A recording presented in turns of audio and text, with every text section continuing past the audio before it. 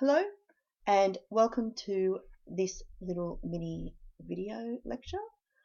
Today we're going to look at World War I during 1915. A bit of an overview of what happens during this particular year.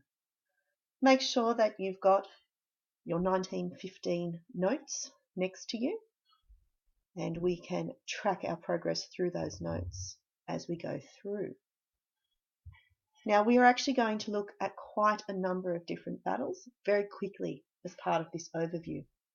The idea is not that you have to remember the name of every battle, nor the dates, nor how many people died, or all of those kind of details. What we're trying to gain from this is an understanding of some of the different tactics that were being used, some of the different weapons that were being used, and what we really want to focus on is what they are trying in 1915, what is working, and what, more to the point, is not working.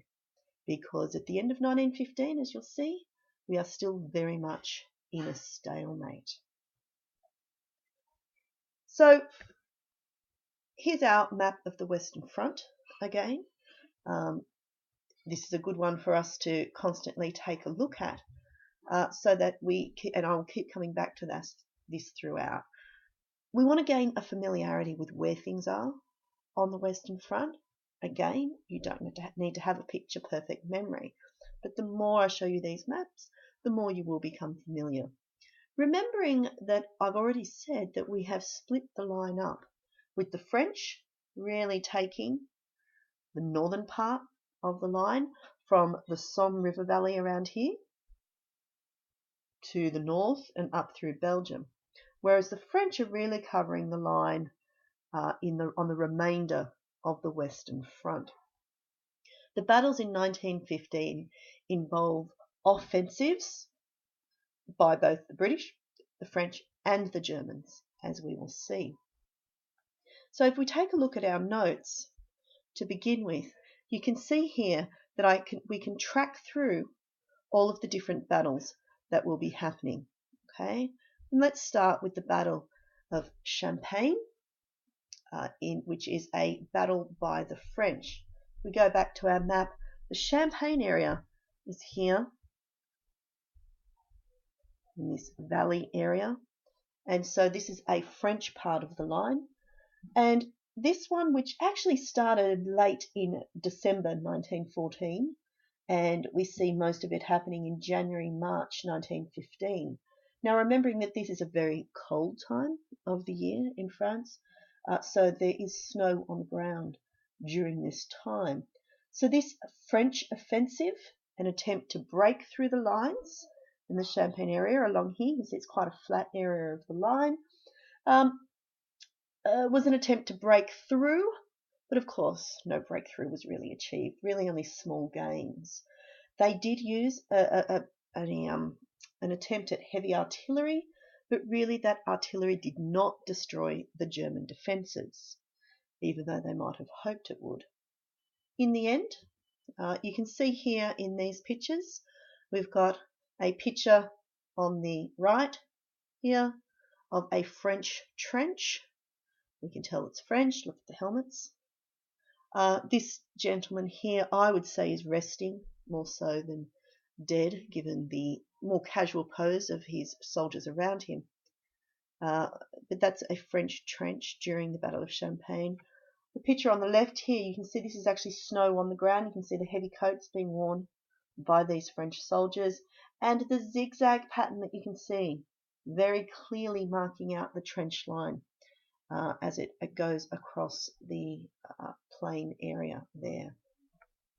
Also in Champagne, this is a photo here of a German cemetery on the front line near Champagne, and casualties from this small battle, 145,000 French casualties, including 50,000 dead. I don't have a figure on German dead, but we can tell here from the cemetery there are certainly German casualties in an attempt to defend this area. Many would have been a result of the heavy artillery bombardment as well as the actual attack. The next battle we want to look at is the Battle of Neuve Chapelle, which is in the Artois area. Now this is actually in this area here. You can see Aix Chapelle there on the map. And so this area of the line. This is a British offensive in March to May of 1915. One of the things that they use is particular for this battle is the use of reconnaissance. And we've got hot air balloons. This is a hot air balloon on the left here. And this is a camera. So they go up into the air and actually take photographs of the opposite side of the line. And in 1915, for the first time, we are seeing the cameras going up in the aeroplanes as well, taking aerial photographs. Of course, the aerial photographs can show us the layout of the trenches, how many lines of trenches. We can start to see build-ups of troops, perhaps artillery areas where to get an understanding of how much artillery might be in the area. So with the use of aerial photography, the Battle of Neuve Chapelle is quite well prepared in terms of where they were at by 1915. So they timetabled in a preliminary artillery assault, which is that artillery bombardment of the trenches before the infantry go in. They would have liked to have done it longer, but this is 1915, and we've got some ammunition problems. Not quite enough ammunition, not enough shells have been used to meet the demands of the officers on the front line. Because remember, at the beginning of the war, they would have had a stockpile of shells. But as time went on, they realised that they needed heavier artillery bombardments than they had been expecting. And so you will see through 1915 some shell shortages. So, Battle of Neuve Chapelle, 35-minute artillery bombardment, which is quite a long bombardment in terms of the strategies and tactics being used at this stage. After the 35-minute bombardment suddenly stopped, and with the help of an understanding of the land from the reconnaissance done beforehand, the infantry is able to make a surprise attack and make some quick early gains. Now, one of the other interesting things about the Battle of Neuve Chapelle, again, taking a look, here it is on the line here. One of the things that the British had done before the attack is actually start to put in light rail behind the lines in an attempt to move equipment around behind the lines. This is an area that had not necessarily had heavy rail into the area beforehand. So light rail was laid in an attempt to bring the supplies up to the front line as quickly as possible.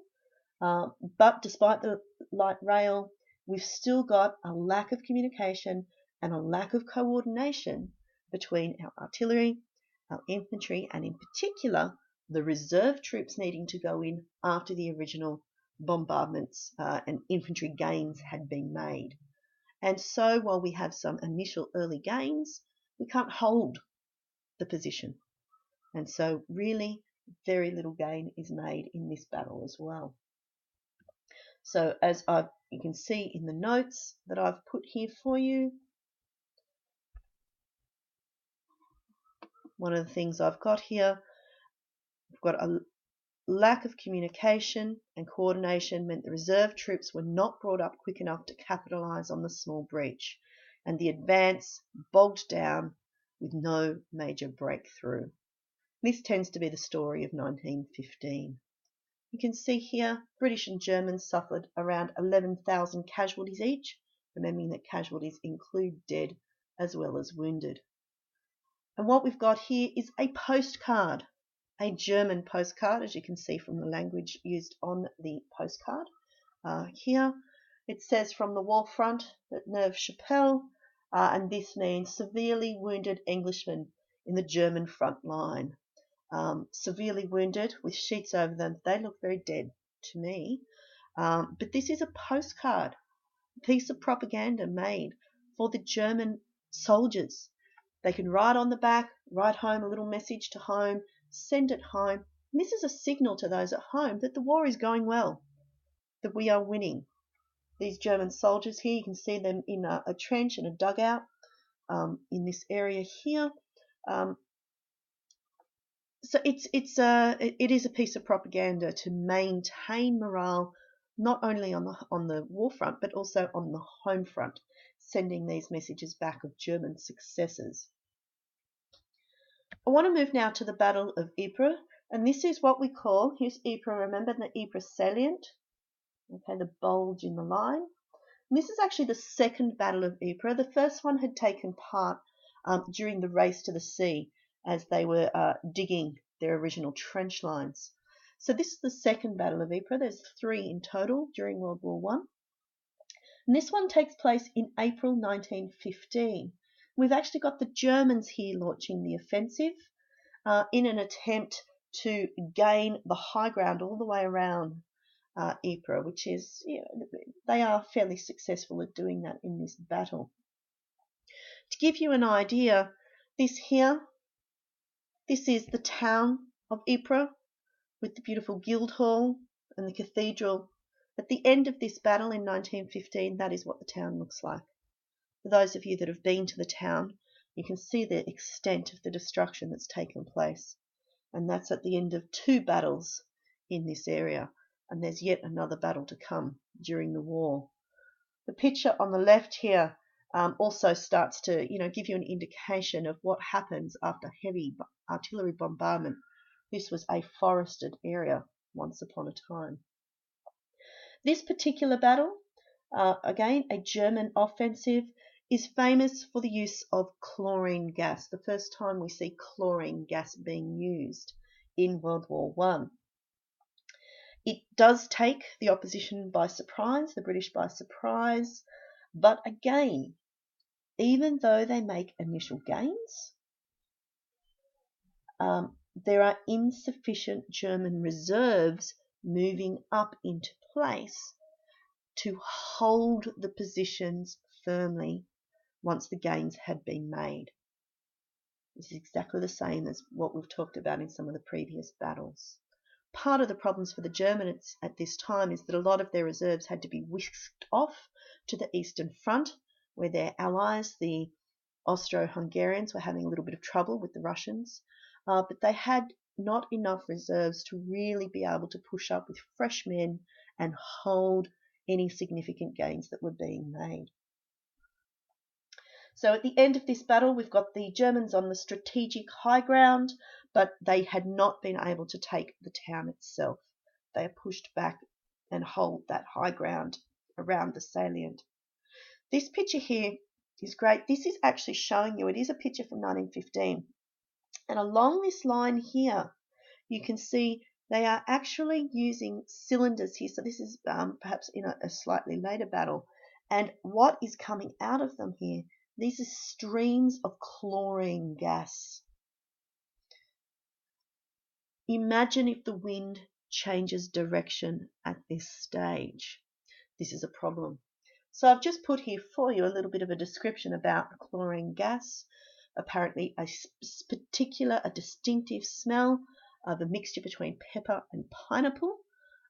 It does sting, and what happens when chlorine mixes with water is it turns into hydrochloric acid, which of course can be lethal. It is, however, pretty easy to guard from the effects of chlorine gas by use of a gas mask, and we can see some gentlemen here on the right hand side with some very simple, it's basically cloths probably dipped in urine over their faces with some goggles in order to, and that would keep them safe from the effects of the chlorine gas. I need to finish up this little mini lecture here, and we will continue with what's happening in 1915 in the next little mini lecture.